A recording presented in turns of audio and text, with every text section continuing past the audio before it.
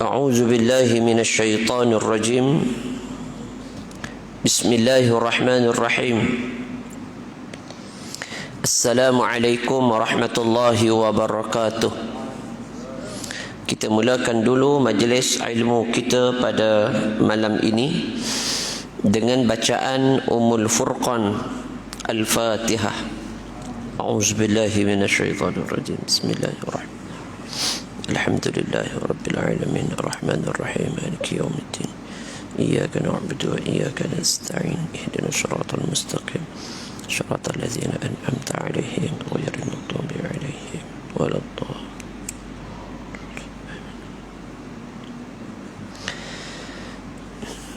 أعوذ بالله من الشيطان الرجيم. ونزعنا ما في صدورهم من غل تجري من تحتهم الأنهار وقالوا الحمد لله الذي هدانا لهذا وما كنا لنهتدي لولا أن هدانا الله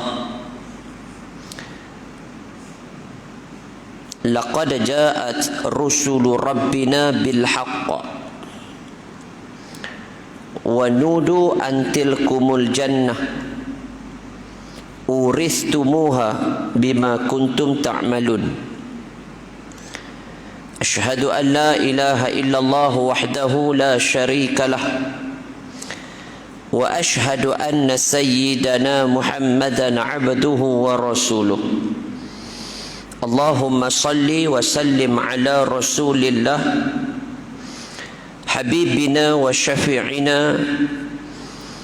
وزخرنا ومولانا محمد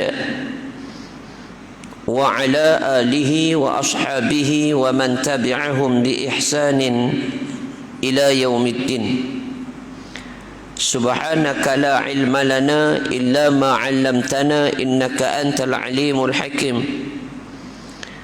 رب اشرح لي صدري ويسر لي أمري واحلل عقدة من لساني يفقه قولي اللهم افتح علينا فتوح العارفين وارزقنا فهم النبيين وإلهام الملائكة المقربين اللهم يسر ولا تعسر Rabbi tamim bil khair.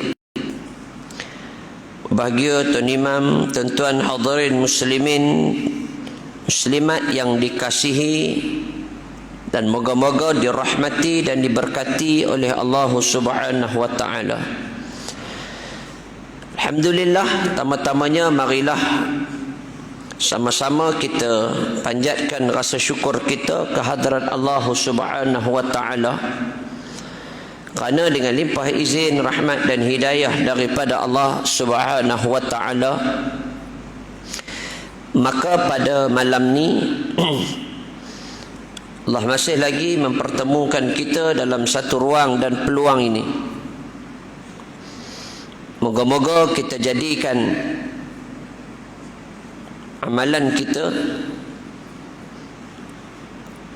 sebagai satu amalan yang akan melayakkan kita untuk masuk ke dalam syurga milik Allah Subhanahu wa taala insya-Allah.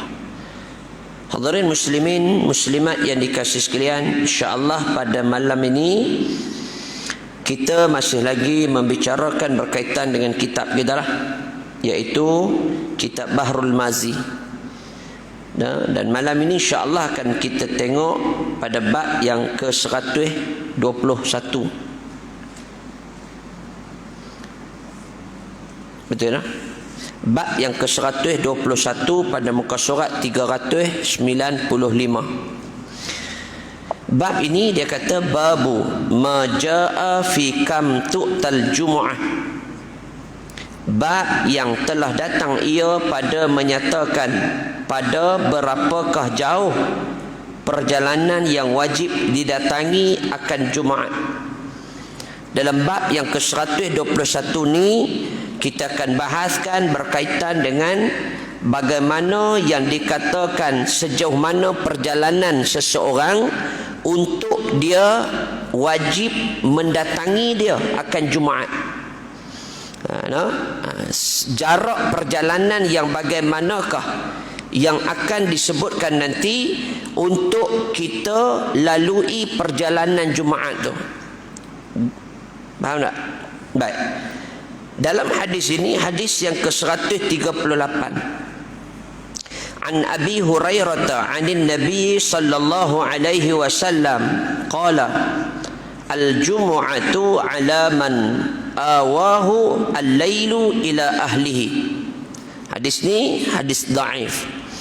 Kata Abi Hurairah radhiyallahu an daripada baginda Nabi sallallahu alaihi wasallam, sabdanya, bermula Jumaat atas mereka yang kembali kepadanya oleh bermalam kepada ahlinya.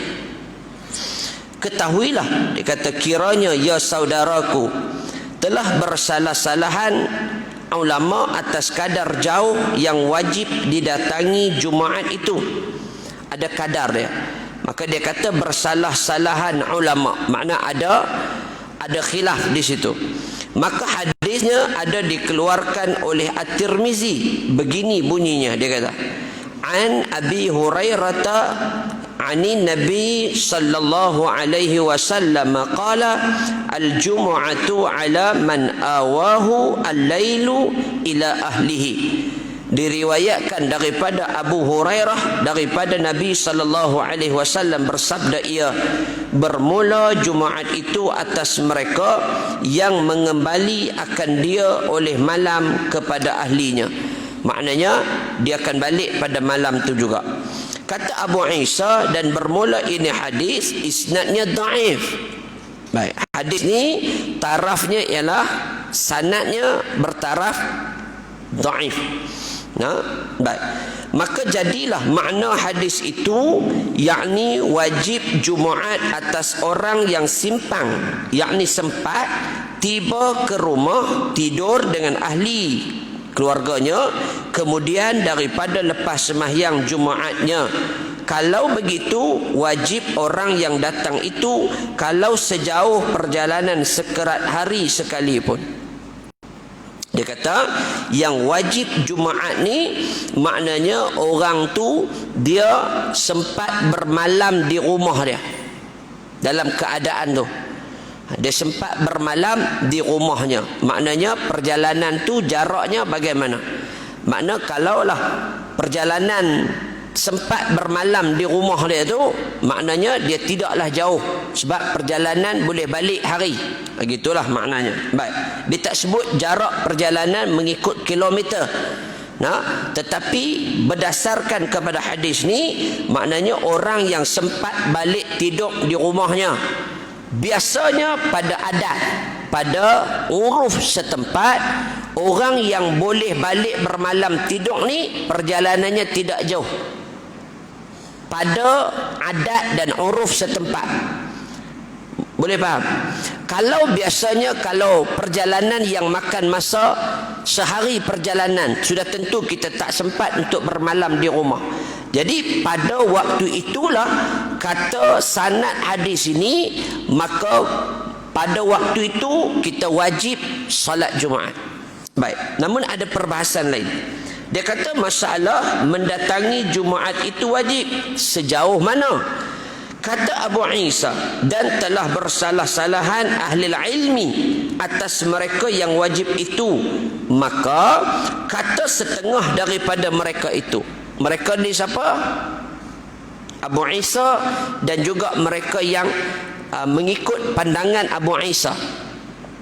Dia kata wajib seperti barang yang tersebut dalam masalah 476, yakni wajib Jumaat atas orang yang simpang atau sempat pulang tidur kemudian daripada Jumaatnya kepada ahlinya.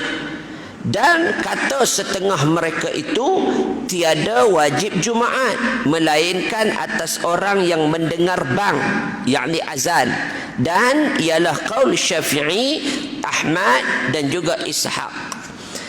Ada sebahagian pendapat dia kata dia tak wajib kalau berjalan dan sehingga dia tidak mendengar azan. Tidak mendengar bang ataupun azan tadi. Maka dia kata dalam kaedah ni kita melihat kepada kaul yang dipegang oleh Syafi'i, Ahmad dan juga Ishaq. Baik. Kata Al-Qastalani, Imam Qastalani, dia kata dan telah berkata Asy-Syafi'iyah hanya saja wajib atas orang yang sampai akan dia oleh bang. Kata sebahagian ulama yang lain, dia kata Jumaat tu wajib bila kita boleh dengar azan. Kata Al-Qastalani. Dan dia kata telah menghikayat akan dia oleh At-Tirmizi daripada Ahmad bagi hadis bermula Jumaat itu wajib atas orang yang mendengar ia akan bang. Dia pegang pada hadis yang pertama tadi, dengar bang wajib atas dia. Ini jarak perjalanan, bukan makna orang yang duduk setempat, bukan orang yang bermastautin. Ini orang yang berjalan. Sejauh mana perjalanannya, ketika mana dia diberikan dan dikurniakan dia dengan azan tadi. Ni dia kata meriwayatkan akan dia oleh Abu Daud dengan isnad yang dhaif, tetapi menyebut baginya oleh Al-Baihaqi syahid yang menyaksi dengan isnad yang elok. Dia kata apa? Dan yang dikehendaki dengannya ialah mereka yang mendengar ia akan bang negeri Jumaat. Orang yang duduk dalam satu daerah atau satu negeri atau satu kampung atau satu pekan, maka wajib atas dia mendengar azan, laungan azan. Ini juga menjadi syariat pada Islamnya. Sebab tu bila waktu Jumaat, syariat meletakkan bila dengar azan ni, maknanya kita kena shout, kena kuat, kena derah. Masjid ataupun surau yang mendirikan Jumaat, dia kena kuatkan sama ada speaker ataupun suara dia. Kalau dulu dia panggil suara lah. Dia naik di atas tu, kalau siapa biasa pergi Masjid Bilal contohnya, dia naik di atas tu kemudian dia laungkan suara azan dia. Zaman dulu tidak ada mikrofon. Zaman sekarang bila ada mikrofon, dia kena nyaringkan suara supaya suara azan itu boleh didengar daripada kelompok masyarakat atau komuniti yang ada pada tempat tu. Boleh faham tak?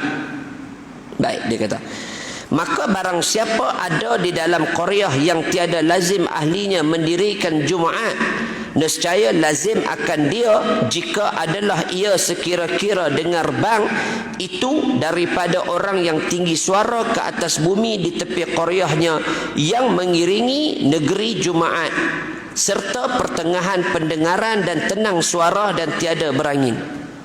Tuan-tuan, maka dia kata dalam keadaan ni anak qaryah kalau dia tak dengar pun dia kena mai. Anak qaryah dia memang duduk tempat tu. Dia memang duduk di desa aman ni. Memang dia duduk situ. Mustaqim kat situ, dia semayang situ, anak keluarga dia, bini dia semua duduk situ. Katalah hari itu tak dengar azan, dia tak boleh mengisyaratkan diri dia supaya tak wajib Jumaat. Tak ada. Makna anak qaryah dengar tak dengar azan, dia kena mai. Sebab dia adalah penduduk dalam qaryah di negeri itu, dia kata. Penduduk qaryah, penduduk setempat, maka dia wajib Jumaat atas dia. Boleh tak? Anak qaryah tak kira lah dia dengar azan, dia tak dengar azan, maka dalam pandangan Al-Baihaqi, dalam keadaan ni dia kena mai. Tuan-tuan, tambah zaman Covid ni lagi kita bimbang. Ada orang tak peduli dengan Jumaat langsung, tuan-tuan. Boleh mai, mai. Tak boleh mai, duduk di rumah. Tak. Ni zaman lah ni, kita bimbang.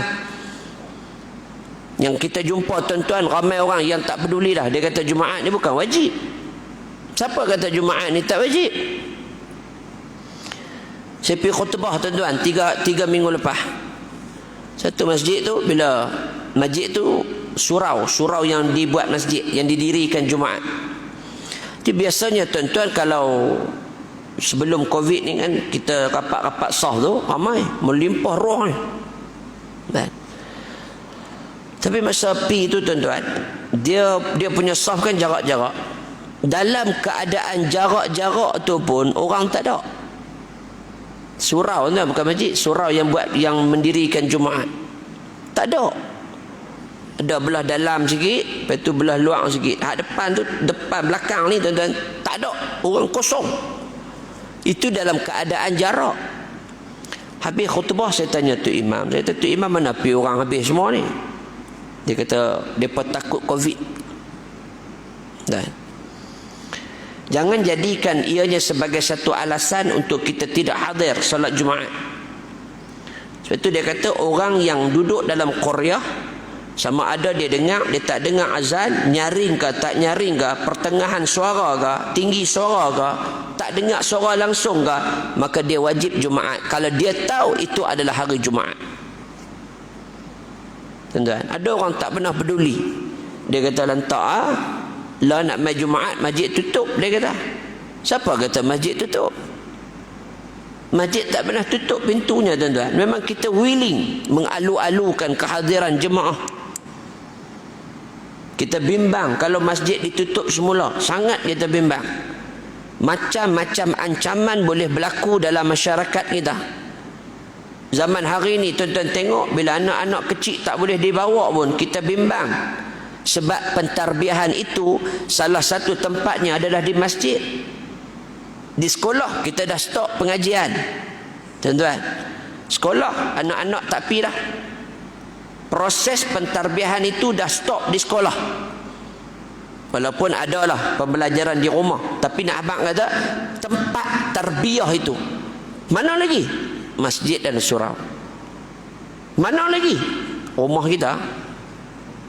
Tapi dalam rumah kita, apakah ia berlaku sesi pentarbiahan dalam rumah? Dalam rumah kita yang kita bina, yang kita duduk, yang kita buat elok-elok ni, apakah dalamnya diisi dengan konsep pentarbiahan ini? Kalau tak ada, something wrong there. Kita kena buat sesuatu. Kena buat sesuatu untuk wujudkan madrasah tarbiyah dalam rumah kita. Ada yang rumahnya tuan-tuan berselerak. Selerak tu satu bab lah, tak apalah. Tapi kadang saya pergi satu rumah ni tuan-tuan, sampai tak boleh nak tumpang duduk. Nak tumpang duduk ni tak boleh. Tak boleh nak duduk. Saya pergi satu rumah tuan-tuan, dia ni duduk dua orang je dengan anak dia. Dia ni laki-laki, pakcik ni duduk dengan anak dia laki-laki. Dipisah dengan isteri dia. Rumah taman, bukan kampung. Dia duduk rumah taman tuan-tuan, dua dengan anak dia. Saya pergi pukul 11 tuan-tuan, tak bangkit tidur lagi. Di rumah dia tu tuan-tuan, di rumah dia tu bau harin, ayak kencing pak dia ni, hak pakcik ni bau harin. Saya nak duduk ni tuan-tuan, nak duduk ni tak gama. Sebab dia kencing ni dalam botol ni tuan-tuan. Dia potong botol ni, dia potong setengah ni, dia kencing dalam ni. Bukan sakit apa pun, tapi biar. Ni nak cerita dunia lah ni ada. Proses pentarbiahan itu tak berlaku kalau 11.30 pun tak bangun tidur lagi. Tuan-tuan bayang apa berlaku? Pukul berapa dia tidur? Bila waktu yang dia solat, bila waktu yang dia boleh baca Quran, bila waktu yang rumah dia boleh dibina dengan sesi tarbiyah tu, akhirnya gagal. Ni musim ni tuan-tuan, saya sangat bimbang. Saya secara personally, saya sangat bimbang bila pentarbiahan itu tidak boleh berlaku di rumah atas asbab-asbab kegagalan kita sendiri. Sebab tu waktu-waktu ni kalau kita pandang, kita tengok dunia hari ni, dia dah cengkam kita. Dunia mencengkam kehidupan manusia. Sebab tu hari ni manusia jadi stres, tension, tuan-tuan. Sehingga manusia terpaksa kejar dunia, jadi tension. Ramai orang yang dibuang pekerjaan, duit ringgit tak ada. Ramai orang yang stres. Tuan-tuan tengok kisah masyarakat, ramai orang dalam kelompok masyarakat boleh bunuh sama kita. Dulu nak dengar istilah pembunuhan ni pun jarang. Tapi sekarang istilah bunuh ni senang aja. Tuan-tuan. Bunuh diri senang aja. Duduk dalam kelompok masyarakat yang bagaimana kita nak bina konsep tarbiyah ni. Kalau kita sendiri tidak bina daripada diri kita sendiri. Sebab tu tuan-tuan, ilmu kena ada. Kita duk cerita tentang solat jemaah di rumah. Solat jemaah di rumah. Berapa keluarga yang boleh berjemaah dalam solat itu di rumahnya. Kita bimbang tuan-tuan. Masing-masing hal. Pak semayang sendiri, mak semayang sendiri, anak tak semayang. Pak tak semayang, mak tak semayang, anak lagi tak semayang. Akhirnya apa jadi dalam masyarakat komuniti kita? Tuan-tuan, ada mak, ada isteri yang tak menjaga dari sudut auratnya. Kita tengok dari sudut tu tarbiyah dia sudah out. Mak, ayah bagaimana dia nak tarbiyah dirinya, macam mana dia nak tarbiyah keluarganya, kalau dirinya tidak dibawa dengan dipandu pada satu jalan yang betul dan benar. Akhirnya manusia akan jauh menyimpang daripada ajaran agama Allah. Telah pula dalam keadaan ni pula tuan-tuan, anak-anak dah mula besar, bawa diri, nak tegur apa semua tak boleh dah. Akhirnya kita semayang seorang-seorang lah. Dalam bilik, tutup pintu, 4 sejadah, mayang. Dan dulu kita duk abang kata, mai masjid, mai masjid. Mai lah. Bila tak mai tuan-tuan, hati kita jadi kosong. Sebab tu orang yang mai masjid ni tuan-tuan, dia rindu akan masjid. Nabi kata, Nabi janjikan dia dengan syurga. Waktu kita duduk di akhirat besok, Allah akan payung kita dengan rahmat Allah. Payung ni duduk dekat padang mahsyar. Nabi kata, orang yang hatinya rindu pada masjid, wa rajulun qalbuhu mu'allaqun bil masajid. Orang ni kata Nabi, hatinya, orang yang hatinya senantiasa terpaut pada masjid, Nabi kata di antara 7 golongan, sab'atun yuzilluhumullahu fi zillih yauma zilla illa zilluh. Tidak ada hari yang Allah berikan naungan Allah semata-mata ni. Siapa dia golongan ni? Wa rajulun qalbuhu, hatinya paut pada masjid. Ada orang tak rindu masjid pun, ada orang buat tak kisah dengan masjid dan surau. Hatinya biasa aja, tak rasa apa. Tak main masjid pun sama, main masjid pun sama, duk lagu tu pun sama, duk macam mana pun sama. Sebab apa? Hatinya dah semakin kerah bila tidak mendengar satu nasihat yang diberikan pada dia. Hadirin yang dikasih sekalian, sebab tu bila kita baca ni, kita kena faham masyarakat kita, komuniti anak Korea ni, dengar tak dengar azan wajib mai. Ni dia kata, anak Korea yang duduk di satu tempat dalam negeri daerah Korea tu, dengar tak dengar azan, dia kena mai. Dia tak boleh jadikan alasan takut pada satu benda lain. Kita lah takut pada benda lain, makhluk. Takut pada makhluk awak. Patutnya kita takut pada Khaliq, pencipta. Bukankah ini adalah satu sifat yang dinyatakan oleh Sayyidina Ali radhiyallahu an? Di antaranya apa? Al-khawfu minal jalil, takut pada Allah. Dan kita hari ini takut sungguh pada makhluk. Dan ini. Bukan tak boleh takut, tapi jangan sampai takut itu menghalang kita daripada melakukan ibadah pada Allah. Pasal apa tak mai? Takut. Pasal apa tak mai Jumaat? Takut. Takut pada makhluk itu sehingga menghalang kita daripada beribadah, ni silap. Tuan-tuan. Kalau istilah darurat lain pula, tapi kita cerita tentang takut kita sehingga mengatasi takut kita pada Allah, ini silap. Baik, dia kata apa? Dan bukannya makna hadis itu bahawa wajib itu ta'aluk dengan nafas dengar, dan hanya saja ta'aluk ia dengan tempat dengar. Dia kata bukan pasal suara, tapi pada anak Korea itu dia tertakluk kepada apa? Kepada tempat itu. Bukan pasal suara azan tu. Anak Korea dia tertakluk kepada Korea dia, tempat dia tu. Boleh? Baik. Masalah dia kata, Jumaat itu wajibkah atas sekalian ahli negeri? Ahli negeri ni maknanya orang yang ada di tempat tu. Kata Syafi'i di dalam dan wajib Jumaat itu di sisi kami atas sekalian ahli bandar. Dan jika banyak ahlinya hingga tiada dengar kebanyakan mereka itu akan bang sekalipun, kerana bahawasanya Jumaat itu wajib di negeri dan bilangan. Dan tiada seorang daripada mereka itu lebih aula daripada lainnya dengan kewajipan atasnya Jumaat, bahkan bersamaan wajib semuanya melainkan daripada uzur. Dia kata wajiblah anak qaryah, anak ahli negeri itu wajib datang hadir Jumaat melainkan uzur aja. Tak ada uzur mai. Kalau yang awal masa zaman Covid dulu, bila mufti keluarkan fatwa, yang tu tak apa, yang tu kita tak bahaskan dalam ni. Tapi nak sebut dalam keadaan sekarang, bila dah habaq kata kapasiti masjid, luahnya masjid ni boleh mai Jumaat, maka datanglah Jumaat. Bersegeralah kalian, tuan-tuan.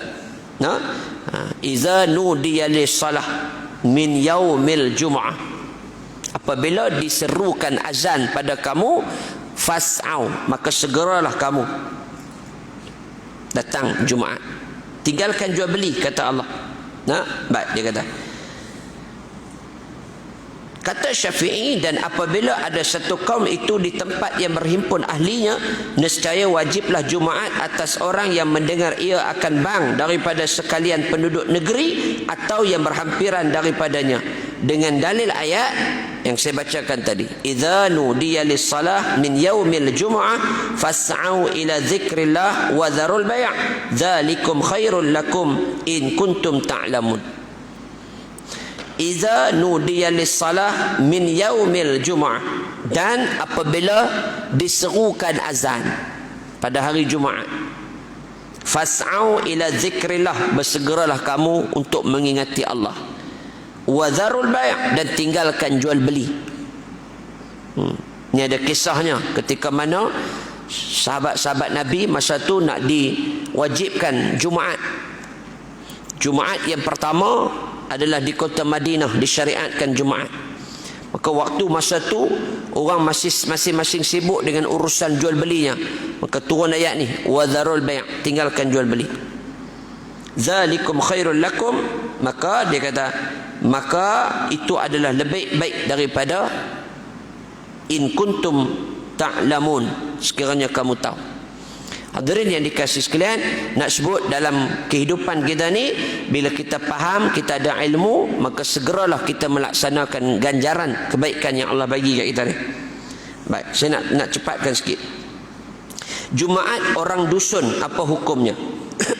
Kata Syafi'i di dalam dan apabila ada satu dusun itu berkumpulan dan ada baginya beberapa dusun sekelilingnya yang berhubung-hubung harta dengannya, dan adalah kebanyakan pasar segala dusun itu dalam dusun yang berkumpulan, nescaya tiadalah harus bagi seorang daripada mereka itu pada meninggalkan Jumaat.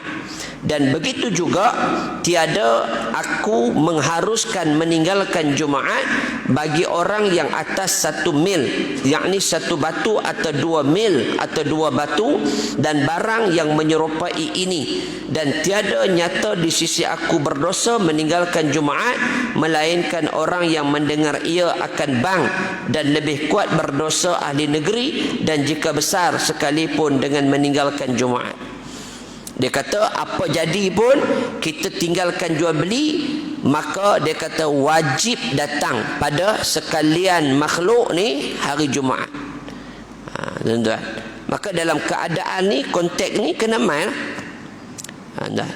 Dia tidak ada alasan untuk kita tidak menyertai Jumaat.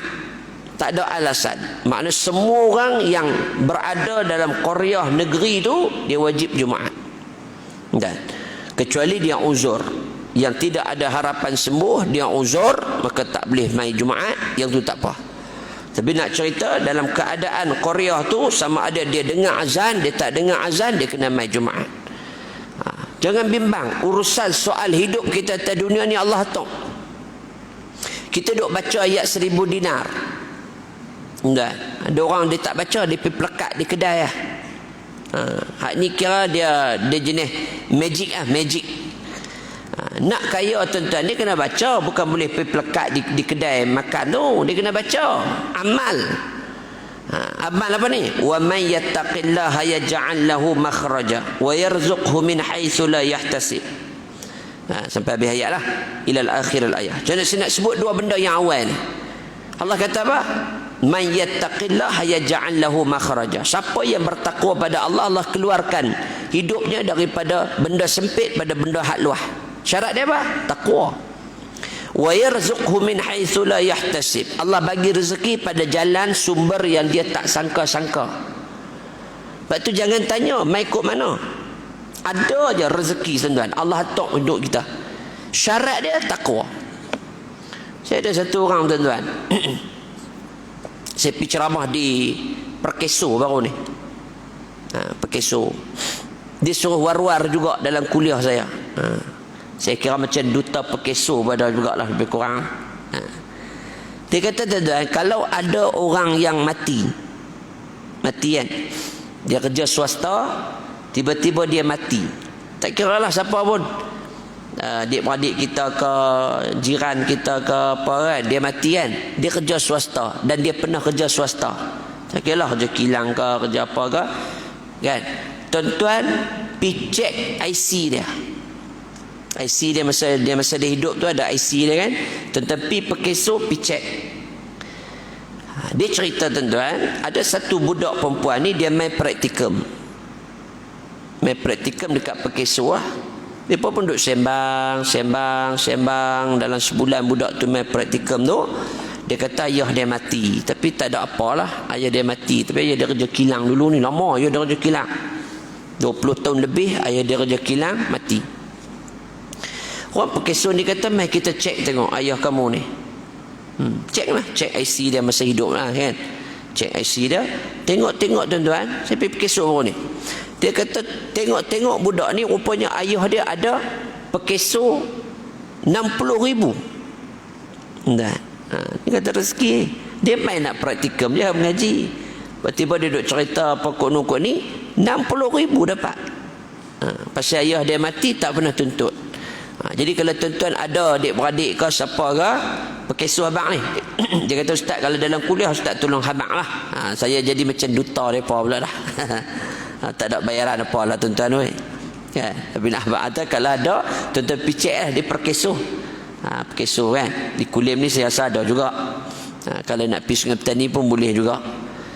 Pulang pada tuan-tuan lah. Tapi nak abang kata rezeki ni Allah atok, hidup kita ni dah ada dah. Tak usah duduk pening kepala. Ada. Tengah-tengah Covid dia pun buat keluar kereta baru pula tuan. Honda Civic pula tu. Tu mana rezeki lah tu, rezeki tuan. Kan? Wa may yattaqillaha yaj'alu makhraja. Siapa sangka? Tengah-tengah duk keluar-keluar tuan ni. Kan? Orang duk tengah dia pun buat keluar atas Honda Civic. Tu yang aku tak parking depan tu. Ni ada orang nak pakai. Lawak. Tapi nak sebut kata rezeki Allah dah atok lah untuk kehidupan kita. Jangan bimbang soal rezeki ni. Soalnya usaha. Tuan-tuan pegang dengan kalimah harap ni. Ni bukan hadis ni, kalimah harap ni. Pepatah harap. Dia kata man jada wajada. Siapa usaha dia dapat lah. Tapi kita ni bukan sebelah duk lena lagi, mana rezeki bukan sebelah duk lena. Semua lena kita. Masa musim Covid dulu lena. Malam tarawih lena, siang lena, malam lena, pagi lena, main masjid pun lena. Jumaat. Hidup kita ni lena je. Tuan-tuan, fikirlah satu benda supaya kita boleh move diri kita. Tuan-tuan, kita booster diri kita, kita pecah benda ni. Jangan duk kira lena ya. Tuan-tuan, jangan duk kira hak duduk termenung ya kita apa satu pun tak buat. Sebab tu tuan-tuan, Nabi pernah sebut dalam satu hadis, berlakunya kiamat ni Nabi suruh kita tanam dulu. Ada benih di tangan ni, tanam. Nabi nak cerita apa? Maknanya bukan nak abang kata kiamat tu betul dia akan main. Tapi usaha kita, tanam ni, tanam. Kita. Sebab tu Sayyidina Umar Abdul Aziz, dia pernah sebut, dia kata apa? Berusahalah kalian seolah-olah kita akan hidup selama-lamanya. Beribadahlah kalian seolah-olah kalian akan mati esoknya. Kata Sayyidina Umar Abdul Aziz. Dia kata usaha ni seolah-olah kita nak hidup selama-lamanya. Tapi beribadahlah kamu seolah-olah kamu akan mati esoknya. Makna ibadah kita tu kena puluh betul, seolah esok kita nak mati dah. Jadi tuan-tuan, ambil pegangan ni, mudah-mudahan kita pegang dan jaga konsep ibadah ni dengan baik dan berkesan. Wallahu a'lam. Tak boleh lama dah. Pasal SOP PKPB ni agak ketat sikit. Jadi, terima kasih banyak. InsyaAllah ada ruang, ada peluang kita jumpa lagi. Jaga diri elok-elok, jaga lisan, jaga tutur bicara, jaga akhlak, jaga adab, jaga akidah kita di sisi Allah Subhanahu wa taala, insya-Allah. Ada ruang, ada peluang kita jumpa lagi bulan depan. Wabillahi taufiq wal hidayah. Wassalamualaikum warahmatullahi wabarakatuh. Bismillahirrahmanirrahim. Alhamdulillahirabbil alamin. Wassalatu wassalamu ala asyrafil anbiya'i wal mursalin wa ala alihi wa sahbihi ajma'in. Allahumma arina al-haqqan haqqan warzuqna ittiba'ah wa arina al-batilan batilan warzuqna ijtinabah. Rabbana atina fid dunya hasanah wa fil akhirati hasanah wa qina adzaban nar. Wa sallallahu ala sayyidina Muhammad wa ala alihi wa sahbihi ajma'in. Walhamdulillahi rabbil alamin.